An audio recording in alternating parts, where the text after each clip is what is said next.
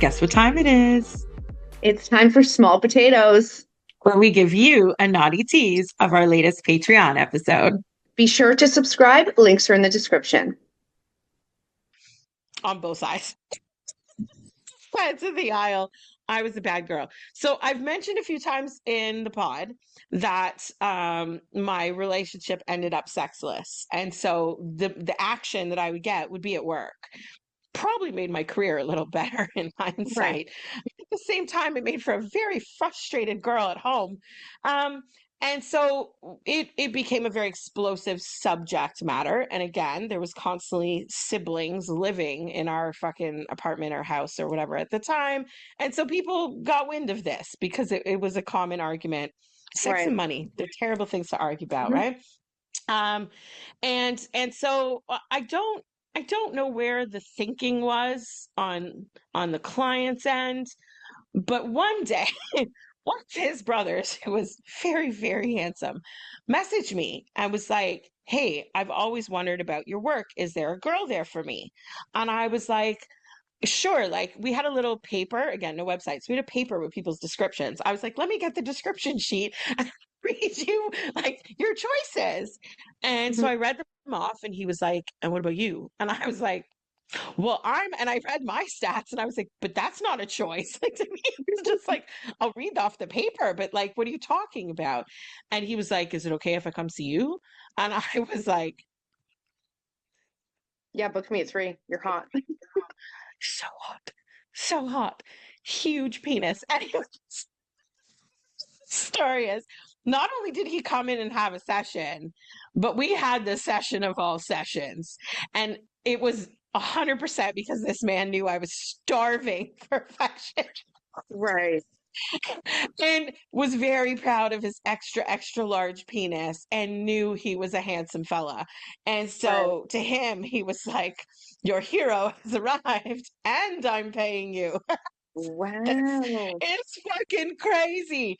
This man saw me twice a week for like 3 years, extending past when the relationship ended, but definitely the whole end of it. Shame on me, shame on him. But yet I was Emily and he had a stage name, so they Right. did it. They Yep. did it. I didn't do it. I don't know what you're talking about. But it definitely filled a void. Yep. Sure. And he tipped me very, very, very well. So I would make brilliant money off of it. It was very satisfying for Emily. Emily had I good bet. days those days. As much as I was like, bad girl, I'm also like, good job. I think if any, I don't think you should ever have a guilty conscience about that. If anything, he should. It's his brother. You're the one that's with the idiot in a sexless marriage or relationship, I should say. So, no shame to you. It's hilarious. And again, the truth never came out. Trust me, none of Okay. them are subscribing to the Patreon, nor give a shit about me, nor do I give a shit about them. Haven't spoken Right. like, God, 15 years. But anyways, like it's just it's just hilarious to me. And in hindsight, I'm like, that was kind of stick ups a little bit of Jerry Springer edgy right there. And same thing at some point lived in my house, and yet Yeah. that was like hot instead of stupid Rick. Here, I was like, don't look at me. I can't look at you. Like it's not Thursday yet. Stop it. And Wow. yet we never did anything outside of the parlor. It was never a situation that became like a thing, a fling, an affair, a car hookup, a nothing like that. It was literally Emily and him, but Hmm. it was a lot. I bet. It was also very full service, like a lot of and it was glorious. Like that man paid half my rent, like all the time. You're paying your brother's bills. You're satisfying his life. It was fabulous. Moral of the story is don't cause sexless marriages because look what happens. It Next happens. thing you know, her alter ego might fuck your brother.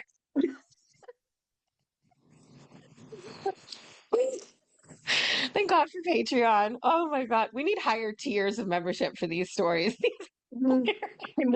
I would tell some more if there was, but I will say my story that I have here. Just I should have gone first because I don't think this is really going to add up here. Um, we've talked about this once before, but I think for many of you, this will be new information. But as owners, in owning Muse, one of the wildest things, and it's not sexually wild, but it's mind-blowing wild. It's baffled both of us. And I think we consider ourselves pretty smart women that how did this get past us? We Mhm. had twins successfully working for us for several years. Now, this was under the same license. In hindsight, I wonder why did they both just not work?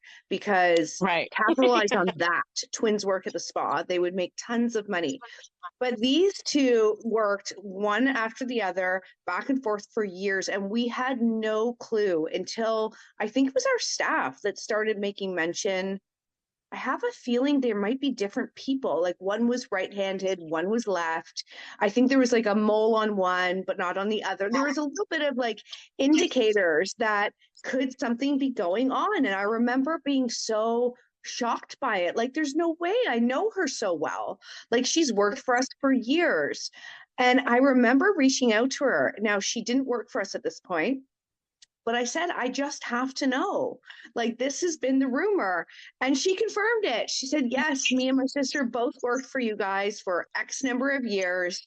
This is how we did it. They kept a logbook about their clients, or even maybe it was interactions with us. Like, I had a coffee with Riley today and we talked about A, B, and C, so that Right. attendant number two would come in and be aware of that conversation. They pulled this off so seamlessly and successfully, and it's one of those moments that I'm like, how did we get duped? How did we know two different people? It was wild to me. It still boggles my brain. I remember it like it was absolutely yesterday. Yeah. And I mean, it was the same phone number. So that means text messages had to be Hmm. forwarded. If I was like, call me, I need to chat with you, call me at 3 o'clock, which sister was calling? Yeah. I'm shocked it didn't end up in a review. Like, okay, I think the cliche is men aren't that observant when it comes to like finer details. But if Right. someone has a significant mole on like a booty cheek, that's a place most guys hang out in a parlor. So, like, did somebody take notice? It was never mentioned. It was even in the staff room, like how many times do these girls change and like you see things, you do duos together, you do Hmm. like what? And yet apparently I've never seen them stand side by side, but the girls were there like they're beyond identical. Like they Wow. like the mole was like the only thing. Like everything else was carbon copy.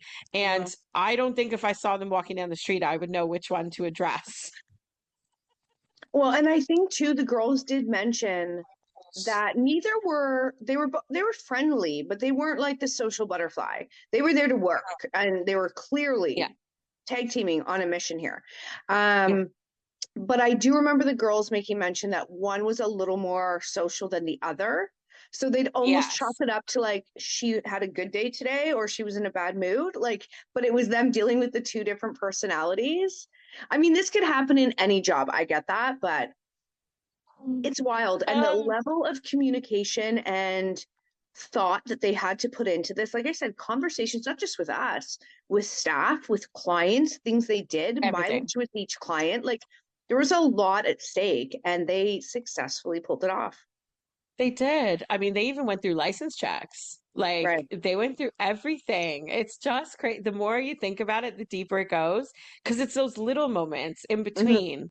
Like even just to send their availability for the new week's schedule means they both had to have a conversation. Right. Well, I can work Thursday. Are you available Tuesday? Oh, I don't know yet. Let me find out from my schooling first. Like Yeah. this takes time. This is not just straight up answer. And yet they were both fabulous at the job as the Yeah. one character highly reviewed, booked solid, very Yeah. busy. Like it still boggles me that nobody knew so much sooner. And shame on licensing too. Like everybody all around failed here. And yet it's so funny. And we've had sisters work before, Mhm. but they milked it. Like you said, they were like, we're sisters. Da, da, da. Right. I mean, they wouldn't necessarily get it on with each other, but they'd be like, book a duo with us or book a mixer Hmm. and have like sister, new girl, sister or Yeah. something and like mix it up and play off that whole vibe. And these two never had any interest in that like angle, clearly. And yet they were both a little more modest in their attire. They were Hmm. very like Yeah. sexy secretary instead of like stripperella. Very intelligent, excelled in their Mhm. schooling, made so much money and were smart with their money. Yeah. Those two ladies walked out with investments, like the To me, epitome of what we want. it's like the greatest heist in a massage parlor. Like that's how I think about them. And I'm like, they pulled it off, and I'm not even mad about it. Like I'm Yeah. actually, I mean, now it's been years, but I'm like, this is wild. And again, to us, it's a Tuesday, but I know this is new information to you guys, so I think it's a Ocean's wild world. 15. They literally scammed everybody.